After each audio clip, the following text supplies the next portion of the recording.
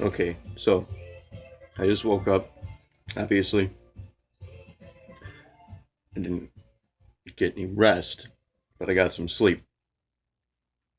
And trouble, I got to spend a pretty good deal of time thinking about some of the things I've said and done as I got placed sitting on top of a pedestal, I don't know, about 70 yards up in the air for I can't remember how long last night in this ongoing dream. I believe I was a part of a law enforcement unit of some sort, and somehow I managed to get stuck on top of this pedestal, and it occurred to me somewhere throughout the dream that maybe I was being punished, but it's happened before. Anyways, I want to apologize again to Jesus. I'm very sorry, Jesus. I don't want to hurt your feelings. Uh,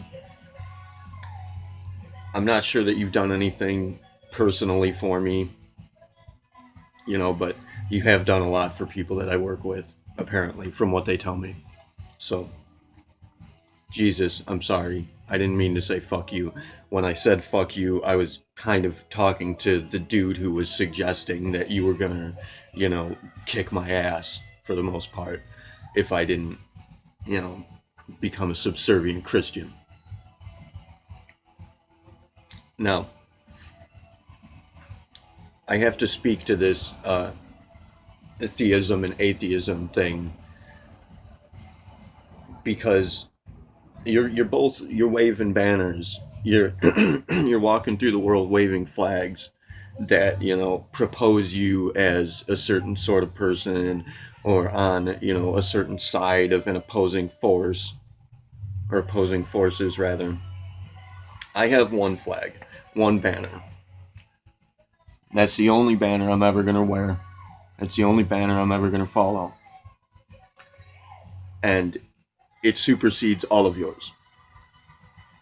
There is no division here. And the actual existing God figure, the real operative influence in the world, the real I behind the me, the actual existing real God entity, that's the only boss I have. That's the only entity that I work for. And the both of you, theists and atheists, religious folk and agnostics, you're both bad mouthing my benefactor, and I won't have it. God help me, I love you all. You're all my people ultimately, and at some point, even if it's 100 years after I'm dead and gone, I will win you over, and you will be on this only side. But as it stands, you're giving our people a bad name, in one form or another. You're spreading some form of a division complex, some form of a shaded personality. You're spreading some kind of a negativity, some kind of a hatefulness, some kind of an opposing faction mentality.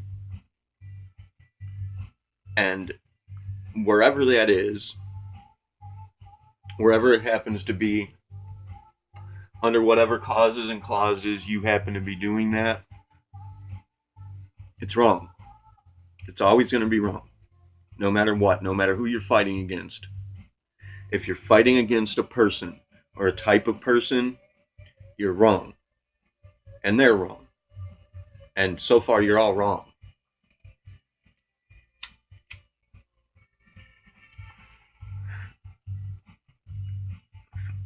The reality of religious influences as they've cropped up and been cultivated is, I'm not sure how to put it. It's kind of like, it comes across to me almost as like fairy tales for adults, cautionary tales. It's just, it's stories, you know, and there are older stories behind the religions, the more modern religions that people know about, as I've said many times before, that do in fact hold a grain of truth, that tell a story older than our acknowledged history, that speaks to the potentiality of our origins and the origins of us as a society and as a civilization, and speak to wars in heaven and fallen angels and alien entities and all of that stuff that most people will write off as bullshit. Most people will write off as like conspiracy theories, even, which happens to be the theme of the moment. And these stories, as wacky as it may come across, these stories actually have evidence to back them up. Every day we find older and older and older pieces of our worldly civilization that have more and more and more evidence as to the testimony as to the validity of these stories as having actually happened, and something to this effect having actually transpired. And every ancient culture that exists, every single last one of them, is going to tell you that we didn't come from here. We didn't start here. That somebody came here to this planet. My personal concept of it, because I've had to look at it through the lens of Christianity, that's how I was raised. I was raised actually by the Jehovah's Witnesses. Pause for laughter. Yes, and any Jehovah's Witnesses watching, it's deserved. You guys are outrageous. You take what is already a nonsense mythology and then you kind of mold it and shape it to your likening, and then kind of break out the chains and whips to anybody who questions your your your more refined and self-designed form of somebody else's fictional story, which is, mind you, what Christianity did to begin with anyways. But looking at it through the lens of Christianity, and I'm trying to find a way to escape that. I'm trying to find a way to eliminate those values so that I no longer have to view things through that lens and from that perspective. But as it stands, that's how I've had to look at things. And personally, whether it's via space travel, with spaceships and alien cultures from other worlds, or intradimensional travels, or whatever the case may be, my personal understanding is going to be that this is not where we started. And when you read that story in the Bible or in any historical account, pseudo historical account, of a a mythology or a religious account of our history, that's not they're not talking about here. Those things didn't happen here. They're talking about somewhere else. They're talking about a history that predates Earth itself. And I don't think that we were transported here via some spaceship arc, or what have you.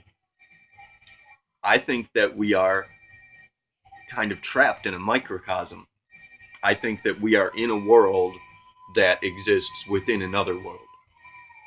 And if I had the time and the presence of mind to explain it to you, it would make sense. But for now, you're just going to have to call me a dipshit and blow it off, because it sounds like a stupid idea and there's not really anything to back it. Except, of course, for the presence of the concept of an eternal damnation, which is, again, kind of the platform upon which we're existing at the moment. Like, the general understanding is that we are in an eternal cycle that continues forever, and we are, in fact, at the bottom of the barrel insofar as the existential leveling is concerned. And that we exist within the framework of an eternity insofar as we can tell. And this is not religious or mythologically speaking. This is scientific, simple scientific proven fact. This is I'm a scientist. I'm an investigator. The Status Initiative are scientific investigators. Okay, we value religious testimony because it speaks to the metaphysical properties of our understanding. We're not we're not seeking to figure out how atoms interact with each other. That's easy. We want to know why. We want to know what the real story is. And the further that we move along, especially beginning to utilize quantum mechanics, which I happen to personally believe is gifted to us, it's not of our own design. I happen to believe that quantum mechanics is an existence concept that was delivered to us from elsewhere, perhaps from a neighboring galaxy. Again, crazy nonsense, but I've taken a very long time to think about this and deliberate, and I wouldn't say it if I hadn't to some extent convinced myself that it was at the very least plausible for specific reasons that are in fact evidenced in our everyday reality. In any case,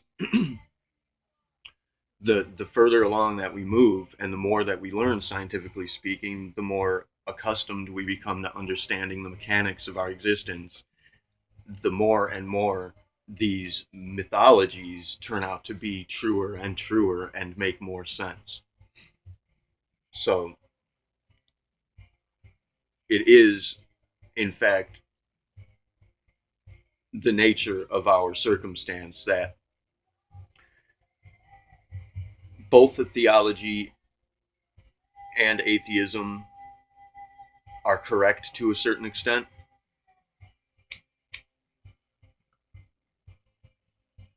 but at the same time they're both wrong. And again, it's going to come across as nonsensical, but it it's the reality of the situation is both a hell of a lot simpler than either side makes it out to be, and at the same time a hell of a lot more complex than we are currently capable of understanding. And anyone that's going to stand to make the argument one way or the other as to whether, religion or agnostic beliefs, nihilism essentially, is correct. You simply you are not equipped with the values that are required to make a sensible argument, to launch and investigate. You're not even equipped with the values required to launch a sensible investigation into the matter. You can't even approach the question appropriately. So I guess that's where the Remnants of Tomorrow project would come into play. We are actually working towards equipping ourselves and our initiates with the tools that are required to launch said investigation and to come to solid conclusions on what we would have to call the bedrock of existence, as it were. So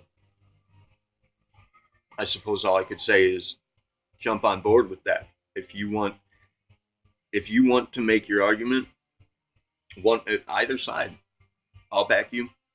Even if I don't believe you, I'll back your argument. I'll look at the logical values in play, and I'll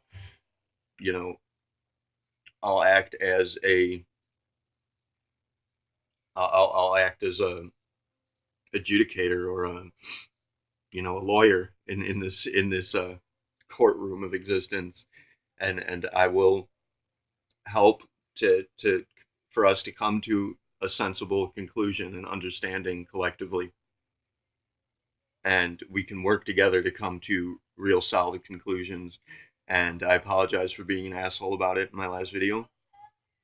I hadn't slept for a long time, and I'm growing increasingly frustrated with people who want to launch arguments, as to the validity of their own personal concerns, but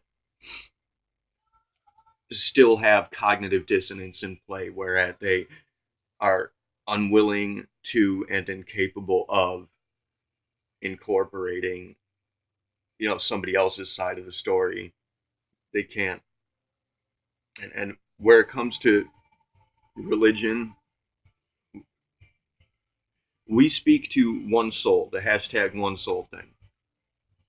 Status adopts the principle that we are all one, and we back and promote the concept and ideology that we are all one entity. And that is what we would have to term as being the God entity, the God presence, the God figure. So atheism, is bad mouthing us and kind of suggesting that we don't even exist. You don't believe in us. Whereas religion, at the same time, doesn't believe God exists. Religion does not believe in God. Religion can't even see God. It doesn't even know what it is. Yet it lays claim to having, the keys to the kingdom, as it were, and to know everything there is to know, and all that there is to be known about God and the existence of a metaphysical ultimate reality or an absolute situation has been written in some book that is pretty old, but not quite as old as some of the better books that have been written on the matter, and just kind of floating around in the middle ground there where it doesn't, it's entirely non-consequential. And they're gonna lay claim to having the ultimate understanding, the be all end all on that matter, and that nobody can add anything to it. Nobody's allowed to even have an opinion on the matter because, I guess Jesus wrote the Bible and that's that. But, Jesus didn't write the Bible, and I'm pretty sure Jesus would probably disagree with a lot of what is in the Bible at this point. Again, never meant to say Jesus was a bad guy of any sort. Jesus, honestly, there were so many stories of Jesus before Jesus, it's questionable as to whether this Jesus even existed. But if he did, he was a great guy, and we have no problems with him. He's one of ours. He is an operative of the initiative. He was fighting to illuminate and to, give us all a conglomerate understanding that we can live with together in unity. And again, he was murdered for it, which I don't know about you guys, but that kind of pisses me off. That gives me more of a reason to fight, because those forces that murdered Jesus for telling you the truth are still here, and they're still doing the same shit. Mind you, Jesus very obviously was not talking about the Old Testament God when Jesus spoke of, my Father and the kingdom of heaven and all that. Jesus was talking about a different character than the original Old Testament, fire and brimstone God. So ultimately, I guess that's just my tangent here. My response to my own video is that atheists, do your homework, actually step in the water and investigate and find evidence. Don't base the entirety of your understanding on lack of evidence. Find evidence and use that to create a solid foundation for your understanding. And you're going to come to the same conclusions that we have because we've done all the work already.